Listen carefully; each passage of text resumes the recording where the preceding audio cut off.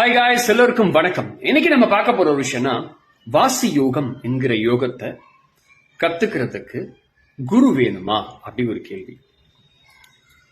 குரு கண்டிப்பா வேணுமா அப்படி இந்த கேள்விக்கு பதில் நம்முடைய திருமூல திருமந்திரம் அதுல 67வது ஒரு பாடல்ல, அது மட்டும் இல்லாம காலங்கிநாதருடைய கற்ப விதி 82வது பாடல்ல, பாடல் 2, இந்த பாடல்ல நம்முடைய வாசியோகத்தை குரு வழியில் கற்றுக்கொள்வது நல்லது அப்படின்னு தெளிவா சொல்லியிருக்கிறாங்க.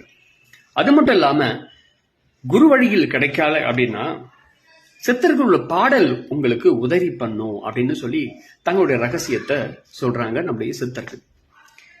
வாசியோகம் என்ற பேர்ல பல வாசியோகங்கள் இன்னைக்கு இருக்கு. அதுல நீ எந்த வாசியோகத்தை சூஸ் பண்ணி எதுல வேணாலும் நீ ஞானம் அடையலாம். ஆனா வாசியோகம் என்பது என்னன்னா, கால கணக்கை பார்த்து கணக்கிடுறது தான் வாசியோகம். அந்த கணக்கிட்டு நாம அந்த வாசியோகத்தை தினமும் செய்யும் பொழுது பலவிதமான நன்மைகள் நமக்கு நடக்க ஆரம்பிக்கும். சோ வாசியோகத்தை நேரடியா குரு நமக்கு கிடைக்கலனா கூட நீங்க நம்முடைய சித்தர்களுடைய பாடல்களை கூர்ந்து படிங்க.